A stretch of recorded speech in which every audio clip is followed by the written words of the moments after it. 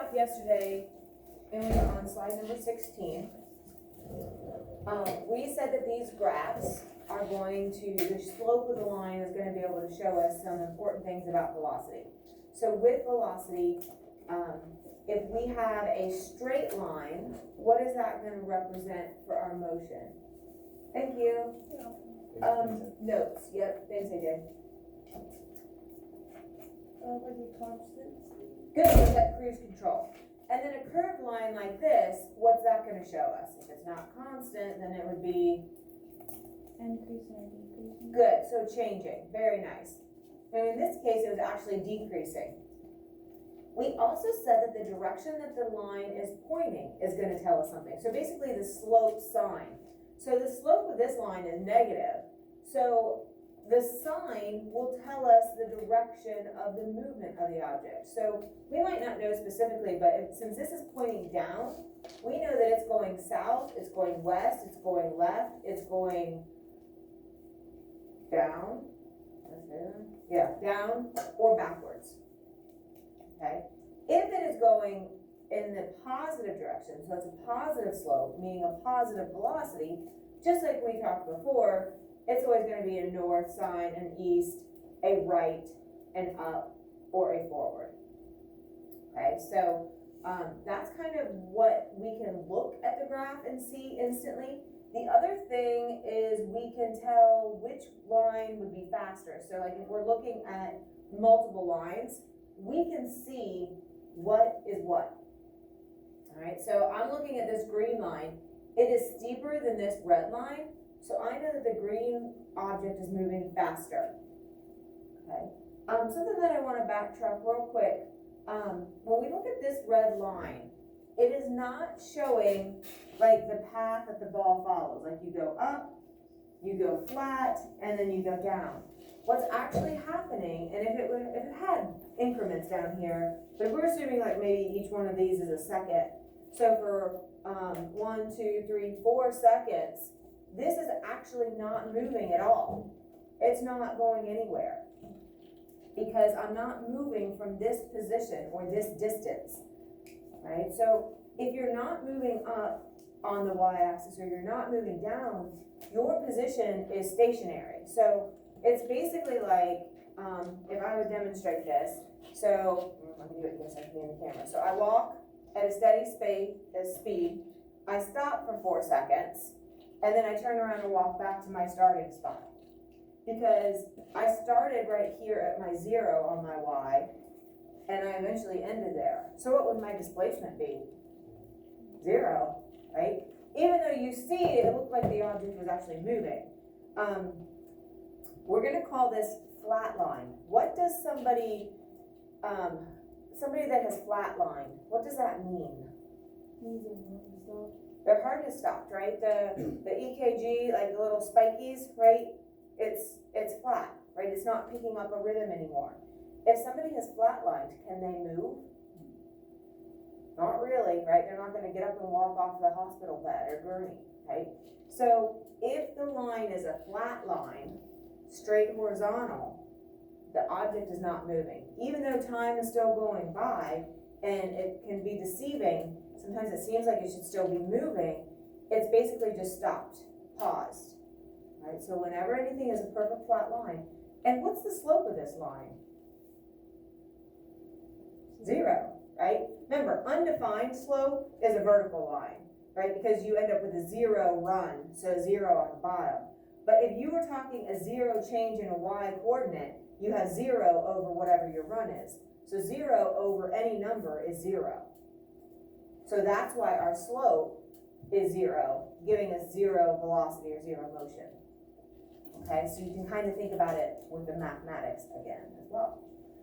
Okay, so this is where we are. I know that your paper is small, but I would like you, and if you need to grab a calculator, you can. What I want to do is I want to take a few of these and calculate the velocity, and then we're gonna plot based on the data that's given. So first thing we're gonna do is we have to label your axis, right? So my position is always gonna be on my Y. And my units here are the meter. And then my label down here is going to be time. And it's in seconds. Okay? So I know it's small, but if you can do it on yours. And then we're just gonna see, we're going from 0 to 50. So obviously I can't make each space worth 1. So let's just see, you know, could I go up by 1, 2, 3, 4, 5? Sure. So each one of these, maybe they could be worth 10 meters, right? 10, 20, 30, 40, 50, right? That would be fairly reasonable. So if I mark those, 10, 20, 30, 40, and 50, right? And then for my seconds, it's going up to 5. So obviously I have plenty going this way. If we want to make each space worth 1, we can do that. 1, 2, 3, 4, 5. If you wanted to spread this out a little bit more, you could make each space worth a half, right? So you can kind of spread it out. But we can leave it like this. So then we're just going to plot. At 0 and 0, we have a point. And then at 1 second, we went 10 meters. And at 2 seconds, we went 20 meters. 3 seconds, 30. 4 for 40. And 5 for 50. Okay. And there is the slope of my line. Right here.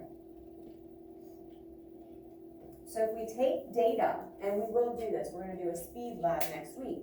We will have times and we'll have positions. And so once we have that data, ours will probably be in a data table, then we'll just plot it, and then you'll have the slope of the line. And so you'll do that for your team and for the other teams that we have in the lab as well. So once we have this, we could figure out what the velocity is. And this looks like the car was moving, was it at like cruise control constant, or was it a changing speed? Based on the shape of the line. Cruise control constant. Very good, it was cruise control, right? So let's see what their cruise was set on, right? Let's calculate the velocity here, like for one of these, because it should be the same for any of them. But if I find the velocity, because remember our velocity equation is V equals our, displacement over time, and displacement is like our position. So if I take 20 divided by 2, I get my 10, right? And if I take, let's do 30 divided by 3, well, I'm getting 10 meters per second. So probably should be going 10 meters per second, right? Let's do the slope of this line and see, hopefully it matches our velocity there. So give me a couple points you want to use. Doesn't matter to me, as long as they cross the grid. Okay, so you want to use this point here? Give me another point. 3 and 30. All right, so I'm going to rise up to get to my 30, and I'm going to run over to get to my 3. So I went up 10, 20. Right, so my change in Y is 20. And my change in X is 1, 2. And my slope is 10. Just proving that the velocity with real data does equal the slope. Okay?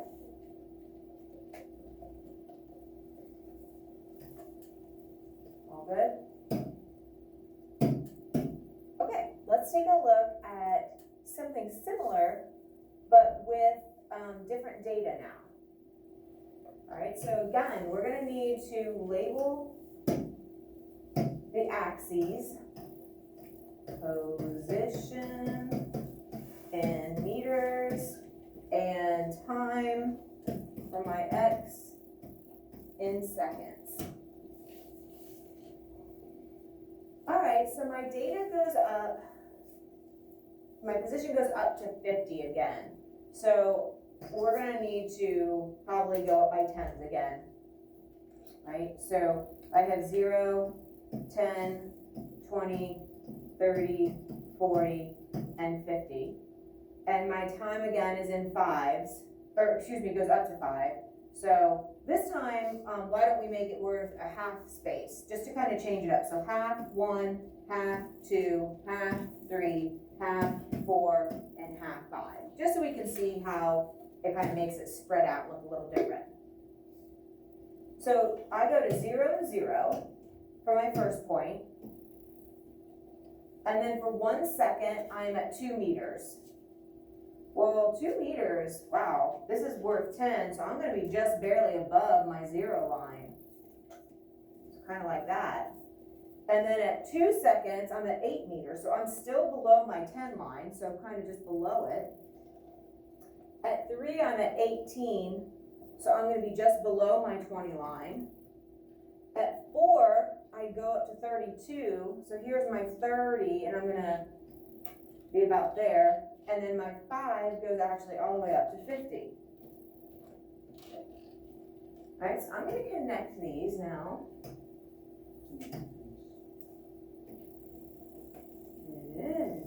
Oh gosh, sorry, I'm off a little. We curve. So it's changing, right? It's not cruise control now. All right, so we proved yesterday that a changing line is going to give us a changing velocity, right? So we've already proven that, but let's take a look and let's see if these in fact are changing velocities to match our changing graph. So again, if my change in y is, excuse me, we're doing velocity, sorry. So my velocity is d over t. So I'm going to take 2 over 1, and so my velocity here is going to be 2 meters per second, right? And then my velocity here is going to be 8 meters over my 2 seconds, and so I get 4. So 4 meters per second. And then this one, 18 over 3 is 6. So I'm going to get 6 meters per second. And then 32 over 4 gives me 8. This one will be 8 meters per second. And then finally, 50 over 5 is 10. So it's steadily increasing by 2 meters per second at each second. And this looks like a pretty steady increase. So the velocity changes do match kind of what we see on the graph. Make sense? So this would be like the data that was collected. And this will be more like what you guys collect. We're going to do like a 3-legged race. And so at certain meters, your times are going to be collected. And so then it'll be, the data will be gathered and then you'll plot it. So obviously you're probably not going to have super, like, it's not going to be like cruise control in a 3-legged race with people being all awkward trying to run, right? So, yeah. Okay. That's pretty much the hard part. Let's take a look at some of these practice problems, and some of them might kind of surprise you. Got to kind of get our mind visually set for what's happening. Not like looking at the pathway, but looking at like realistically what's going on. So here's the graph. Okay, so I see a flat line, I see moving downward, and I see another flat line. All right, that is what the motion is. So again, it's not necessarily a ball rolling, then rolling, and rolling. Think about what's happening with positioning and what's happening with direction and stuff. So take a look at at these 4 options. So It says, which of the following gives the best interpretation of the ball's motion? So read all 4 of those options, see what fits the best.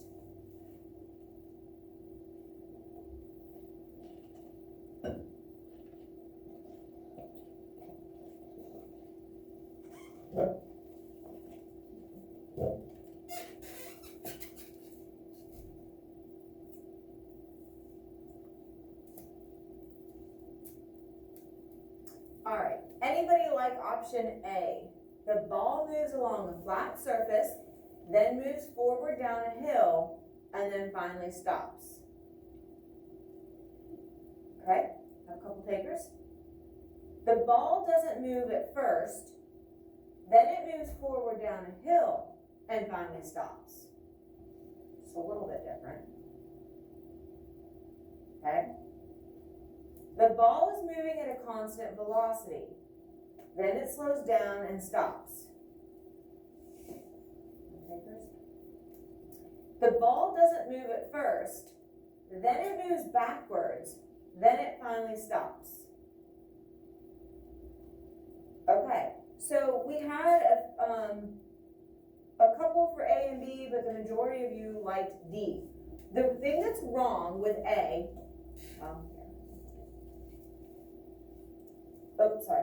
The thing that's wrong with A is that it says it moves along a flat surface. The ball here is not rolling. It's at like 5 meters from the starting position, but it's not doing anything. It is flatlined, just like a person with a flatlined EKG is not going to be moving. This is a 0 slope. 0 slope means 0 velocity, okay? So you're gonna have a description that says 0 motion and 0 motion, or stopped and stopped, right? So that's what's wrong with the first one. It's not moving along a flat surface. Because remember I told you a lot of times it's like, oh, the ball just follows the path. It's not really following the path. It's actually just sitting there if it's flat line. The ball doesn't move at first, that's good. What's wrong with B? What makes B incorrect? Really? Yeah, it says it moves forward down a hill. Negative slope does not mean forward down a hill. Negative slope means a negative direction, like south, west, left, down, or backwards, right? So if you see a negative slope, it's gonna have to be one of those 5, right? So it kind of contradicts itself. You can't move forward down a hill. Forward and down don't go together. All right, so that's what makes that one wrong. I don't think we had anybody for C. And then, so here's the best answer. It doesn't move at first, then it moves backwards, showing a negative slope, matching that, and then finally stops. So if you take each line segment and break it down, that's what I do. If you try to look at the whole thing together, sometimes it's a little bit like, whoa, too much, okay? Okay, so here we look at A, B, C, and D. So where do you see this traveling in positive intervals? Or where is this moving in a positive direction? So which segments? Give me one, Emma. Good, B. B, D, yep. Anything else? No, they're the only ones, right? All right. During which interval was he traveling in a negative? So Emily, give me a negative. Good. Anything else? Technically, I don't want to say that, I might give it away. 0 motion wouldn't be negative, right? It's just no motion. So where is it resting or stopped or no motion? Kira? A, B, and E. Very. I'm at A, C, and E. A, C, and E, very good. A, C, and E, very nice. Okay. Is there anywhere that it is a changing velocity? Do you see a changing velocity anywhere? Do you see a curved line anywhere? They're all perfectly straight lines. So this is obviously no motion. This is perfectly cruise control, and cruise control. I don't know if cruise control works backwards. Probably doesn't, but if it did, okay, good. So those are some of the questions questions that, I could ask about that. Let's come back to this one.